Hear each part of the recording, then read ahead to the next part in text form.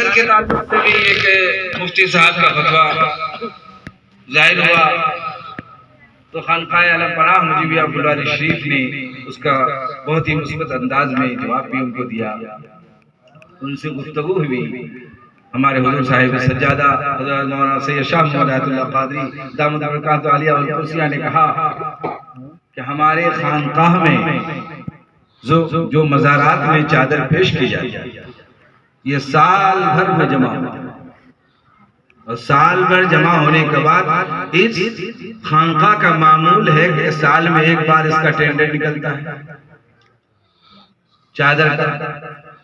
چاہے 1 لاکھ آئے، 2 لاکھ آئے، 3 لاکھ آئے، اس چادر سے رقم آنے کے بعد اس رقم کو خانقاہ کیا کرتی ہے؟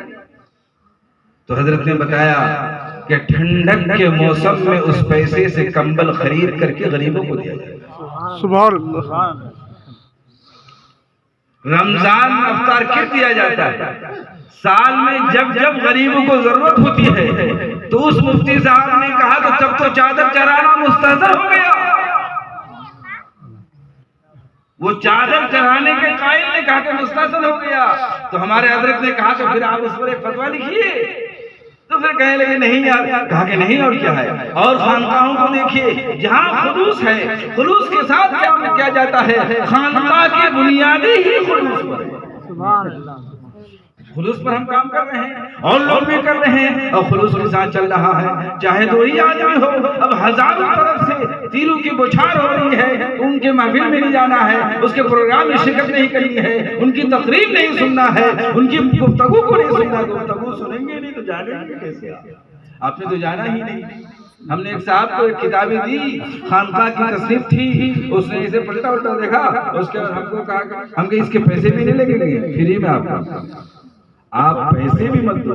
لیکن تھوڑا ادھر دیکھا کہ حضرت ہم چلے اور کتاب رکھ کے چلا گیا. دیکھا ہی نہیں، کہا کہ اس کتاب کو پڑھنا بھی گناہ ہے. خانقاہ عالم پناہ مجیبیہ پھلواری شریف کے قادرین کی تحریر ہے تو پڑھنا گناہ ہے. کتاب پڑھنا کیسے گناہ ہے؟ یہ ہے کہ ہماری اور آپ کے اندر کمی ہے، ہم دیکھتے نہیں ہیں. ہم کو دیکھنے کی ضرورت ہے. اللہ تعالیٰ نے ہمارے اندر دل دیا ہے، اس دل میں ہم سارے علماء کو دیکھیں، اس کے اٹھنے بیٹھنے کو دیکھیں، رات دن کو دیکھیں، چلنے کو دیکھیں. آپ صبح شام دیکھتے ہیں کہ وہ کیسا چلتا ہے، یہ کیسے چلتا ہے، وہ کیسے رہتا ہے، وہ کیسے گفتگو کرتا ہے، اس کی باتیں کیسے ہوتی ہے. یہ ساری باتیں ہو رہی ہے، اس چیز کا آپ ملاحظہ نہیں کرتے. فوراً آپ چلے جاتے ہیں کہ بات ایسی ہے، وہاں لمبی باتیں ہو رہی ہے، اس طرح کی تقریریں ہو رہی ہے، اس طرح کی گفتگو ہو رہی ہے، اس طرح وہاں کہا جا رہا ہے، وہاں بدنام کیا جا رہا ہے، کیا جا رہا ہے. لیکن عملی دنیا میں لا کر کے وہ دیکھیں گے کیسے بدنام کیا جا رہا ہے. نبی دو عالم صلی اللہ علیہ وسلم کی تاریخ کو لوٹ کر کے دیکھیں، وہاں دیکھیں کہ نبی پر پتھر برسائے گئے، گالیاں دی گئی، اجڑیاں پھینکی گئی، طائف کے میدان میں اعلان کیا گیا، اور نبی نے فرمایا اللہم اہد قوم فإنہم لا یعلمون. اے اللہ انہیں ہدایت دے، نہیں جانتے کس راستے میں ہیں. اور آپ کہتے ہیں کہ یہ دیوبندی سے ملتے ہیں، ملاقات کرتے ہیں، ان کا اٹھا بیٹھنا ہوتا ہے. کیا دیوبندیوں نے جو کام کرنا منع کیا ہے کہ ہمارے یہاں وہ کام بند ہو گیا ہے؟ کیا ہم نے میلاد کرنا چھوڑ دیا ہے؟ کیا ہم نے چادریں چڑھانا چھوڑ دیا ہے؟ کیا احادیث پر عمل کرنا ہم نے چھوڑ دیا ہے؟ نہیں. معلوم ہوا کہ ان کے ساتھ اٹھنے بیٹھنے ملاقات کرنے میں صرف ہم ہی ملاقات تھوڑی کرتے ہیں، پوری دنیا کے لوگ ملاقات کرتے ہیں.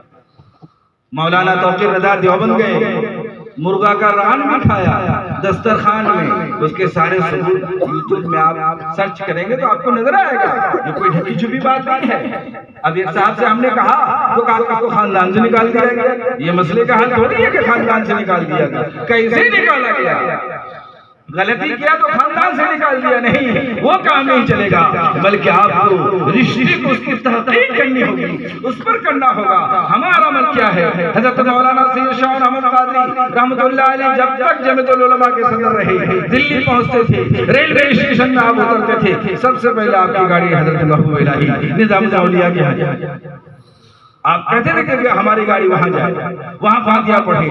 مہرولی حضرت خواجہ قطب الدین بختیار کاکی کے ہاں تو اپنے اکابرین کا یہ معمول رہا. ملاقاتیں ہوئی، گفتگو ہوئی، بات چیت ہوئی، لیکن اس کے عمل کو کبھی نہیں لیا ہے. خانقاہ مجیبیہ پھلواری شریف کا آپ دیکھیں، حضرت تاج العارفین کے زمانے میں جیسے عرس ہوتا تھا زیارت شریف ہوتی ہے، مبارک کی زیارت ہر مہینے میں ہوتی ہے. اب اس کے لیے ایک چھوٹا شامیانہ لگتا ہے. کون لگائے گا؟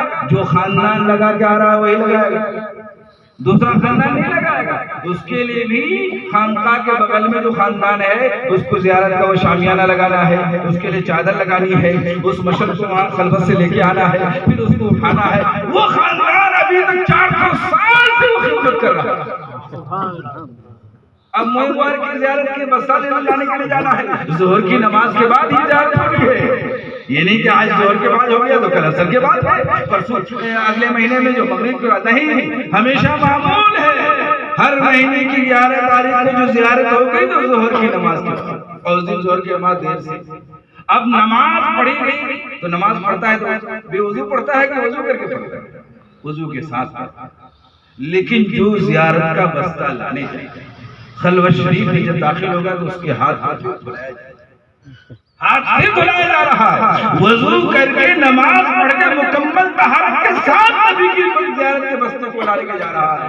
لیکن اہتمام دیکھو کہ کہیں مسجد کے صحن میں ہاتھ لگا ہے کیسا ہے نہیں ہے، کہیں گھر کو غبار لگ جائے تو خلوت شریف میں اس بستہ لانے والے کا ہاتھ کو پھر پانی سے دھلایا جا رہا ہے تاکہ اور کوئی چیز نہیں، سب سے مقدم ہے.